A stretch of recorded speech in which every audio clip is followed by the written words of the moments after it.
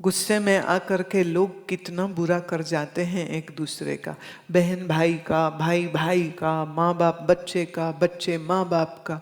जब गुस्सा आया या जब लालच आया, आप पढ़ते हो, अखबारों में आता है,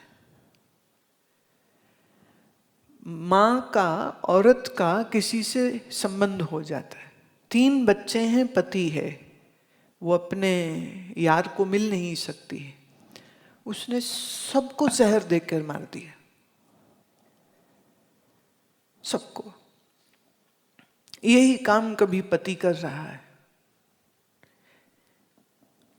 माने it is horrible things when you begin to see all this. People are blinded so much with lust and greed and ego and anger, and they hurt themselves and they hurt others by doing all that stuff. पर इसी इंसान को जब अपने कर्म भुगतने पड़ेंगे, शायद वो भी तब यही कहेगा, अब क्या मैं इतना बुरा आदमी हूं? Problem is this, that you don't remember your past lives, so you don't remember what you did. सच ये है, अगर सब कहीं याद रह जाए तो जीना मुश्किल हो जाए। इसलिए नेचर का सिस्टम ऐसा है कि जहां शरीर मरा, उसकी सब यादें एकदम इतने गहरे चली जाती हैं कि फिर अगला जन्म हो जाता है, पर उसको कुछ पता नहीं। मैंने बहुत बार कही है, कई बच्चे आते हैं मेरे पास, 2 साल 3 साल, बहुत से बच्चे हैं जिनका नाम मैंने रखा है। मतलब अहमदाबाद से एक बार 2 बच्चियां आई थी, लड़कियां, एक 12 दिन की थी और एक 18 दिन की थी, और उनकी माएँ उसको लेकर के मेरे पास आई कि आपने फिर अमेरिका चले जाना है, इनका नाम रख दीजिए। Can you imagine a 12-year-old infant, a baby, an 18-year-old baby, how strong their karma must be, that the baby's karma is pushing the parents to come to me all the way to travel. And it's not easy for any mother, to travel in that condition. But she did. और नाम रखवाया और शाम की flight से अहमदाबाद वापस। क्या कर्म है उन बच्चों का, क्या कर्म है उन बच्चों का। तो मनुष्य का शरीर चलता है, एक शरीर जो है वो तब तक चलता है जितने कर्मों का उसने उस जन्म में भुगतान करना है, वो उतनी देर जीता है। सारे कर्मों का भोग एक ही जन्म में नहीं हो जाता है। जैसे होता है ना कि आपको आपने कहीं on interest you have, you are getting money from the bank from your fixed deposit, so rates are changing. So some month you get a different amount, then another you get a different amount. Like share market, you can say the prices are going up and down, hence your income is going up and down. तो होता है कि अच्छा इन 3 महीनों में इतना ही मिलेगा। ऐसे एक शरीर में एक जन्म में कितने कर्मों का फल हमको भोगना पड़ेगा, ये तय है,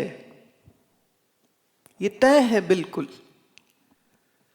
और जिस दिन वो खत्म हो गया, उस दिन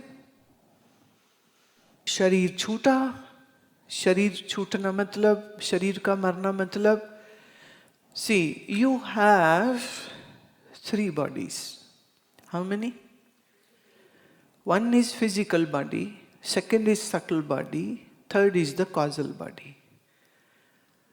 पहला स्थूल शरीर, ये अन्न पानी का बना हुआ। दूसरा है आपका सूक्ष्म शरीर। तीसरा है आपका कारण शरीर। जिसे हम सूक्ष्म शरीर कहते हैं, उस सूक्ष्म शरीर में 17 एलिमेंट्स होते हैं, तत्व। जैसे इस शरीर में 5 हैं, पृथ्वी, जल, अग्नि, वायु, आकाश। ऐसे ही तुम्हारे सूक्ष्म शरीर में 17 एलिमेंट्स या कहो तत्व होते। क्या है वो? 5 प्राण। प्राण एक नहीं, 5 तरह का है। 5 प्राण, 5 कर्म इंद्री, 5 ज्ञान इंद्री और मन बुद्धि। Right? 5 senses of knowledge, 5 senses of actions, 5 pranas, mind and intellect. These are the 17 elements of your Sukshma Sharir. What is that? When the Sukshma, the subtle body, leaves the physical body, this is death.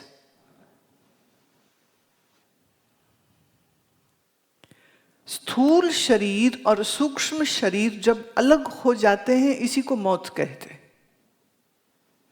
अब प्राण अंदर है तो सांस अंदर बाहर हो रहा है। प्राण ही शरीर से निकल गया तो सांस चलेगी? बोलो, नहीं। प्राण अंदर नहीं है तो ज्ञान इंद्रियां चलेंगी? नहीं। कर्म इंद्रियां चलेंगी? नहीं। मन बुद्धि चलेगा? नहीं। अब मुर्दा पड़ा हो तो मुर्दा क्या महसूस कर सकता है? हिंदुस्तान में ज्यादा दिन मुर्दा कहीं रखना पड़ जाए, यहाँ तो वो मर्चुरी में चला जाता है, वहाँ लोग घर में ही रखते हैं। 2 दिन 3 दिन 4 दिन, कोई दूर रिश्तेदार है तो वो बर्फ मंगाते हैं और बर्फ की on ice slab they will keep the dead body. They convert there room into a mortuary kind of place. So they'll keep the dead body there. So a dead body, will it speak and say, oh, it's too cold? No. Or will the dead body say, please wipe my nose, so many body fluids are coming out of it? Will the dead body say, put some deodorant, I'm smelling bad? Will you do that? मुझे याद है एक बार मैंने देखा किसी के पिताजी मर गए। पंजाबी में पिताजी को पापा जी भी बोलते, सुना है आपने? पापा जी, देख, पापा नहीं, पापा जी। तो वो जब उनको चारपाई से from the bed when they shifted down onto the floor, तो सिर थोड़ा ऐसे ढीला है तो ऐसे इधर उधर को गिर रहा था। तो उनके बच्चे चिल्लाए, ओ पापा जी दा सिर संभालो, पापा जी दा सिर संभालो, पापा जी दी सिर संभालो। हाय, उन्होंने दर्द होएगी। मुर्दे को क्या दर्द होएगी? चाहे तुम उठा के यूं पटक दो,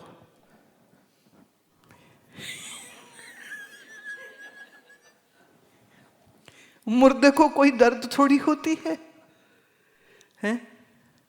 But in every culture there is a way to respect the dead body.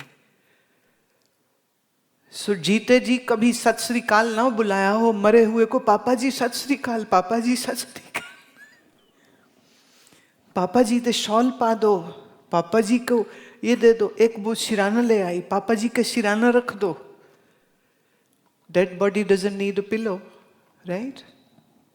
Why? There is no mind inside. There is no intellect inside. There are no senses functioning. There is no prana in the body.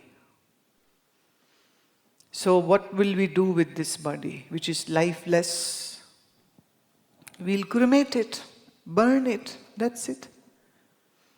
Bury it or burn it, whatever. Some cremation will be done, right? अच्छा, मृत्यु में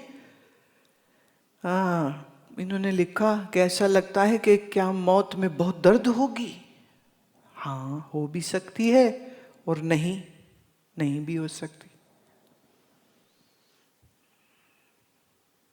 बहुत दर्द भी हो सकती है और नहीं भी। कैसे? शरीर से जितनी ज्यादा ममता होगी उतनी दर्द होगी, क्योंकि वो छोड़ना नहीं चाहेगा। सुकरात ने अपनी मौत का वर्णन किया था और अपने शिष्यों को बोल के बताया था। जब जहर का असर होना शुरू हुआ तो उसने कहा, अब मेरे पैर में जान नहीं रह गई, मैं अपने पैर को हिला नहीं सकता हूँ, अब मैं अपनी टांगों को हिला नहीं सकता हूँ, अब मेरे हाथ सुन्न हो रहे हैं, अब मेरी बाहें सुन्न हो गई हैं।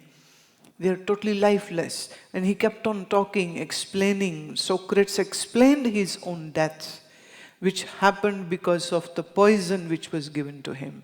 So he gave the whole commentary and he said, I am the only one person who has given a live commentary on death. And until I can speak, I'll keep on speaking. So listen. And then he said, now I can't feel my stomach. And then he was struggling to take a breath. And then his voice went down. And he said, now it's hard for me to speak because I am struggling to take a breath in, and which is just going away. And his breath just went. And his body was lifeless. सुकरात के लिए मृत्यु एक experiment था, एक सबक था, एक teaching थी जो उसने अपने शिष्यों को दी। And actually he was very excited for his death. When the poison was being prepared, the person was crying and was making it very slowly. Socrates said, why are you doing it so slowly? He said, I wish to see you alive some more time. Socrates said, don't do that. I am very excited to encounter my death. So do it quickly. Let me drink this. My students are waiting for me to explain what happens in the death, and I am going to do that. So please don't delay. Give me quickly. And he drank the poison, and then he started explaining what he was feeling. And joyfully he was telling everything. Because deep down he had understood this body is not me. इस शरीर में हूं नहीं, तो शरीर में कैसे प्राण संकुचित होते जा रहे हैं, संकुचित होते जा रहे हैं। पर शरीर से जिसको मैंपन लगता है, शरीर मेरा जिसको बहुत जोर से लगता है, जब उसको ये देखना पड़ेगा घबराहट होगी, क्योंकि वो मरना नहीं चाहता है, उसे पता नहीं आगे क्या होगा, मौत के बाद क्या होगा। और प्यार बच्चों से, मकान से, घर से, अरे इतनी मेहनत से घर बनाया, छूट जाएगा, बच्चे छूट जाएंगे, नहीं मुझे नहीं छोड़ना, ये दुख देगा, ये बहुत दुख देगा।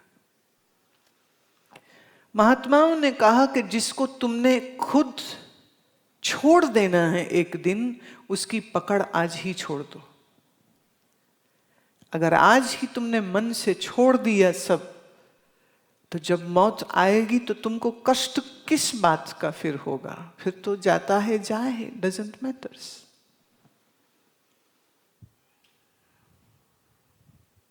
So if your attachment and possessiveness towards the body is very strong, then the death will be very painful, very painful.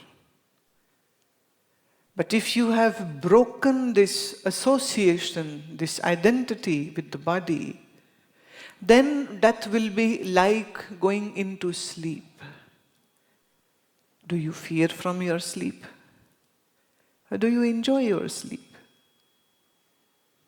So death will be then like a very sound and deep sleep, which one will enjoy. Nothing to fear. Nothing to be scared of.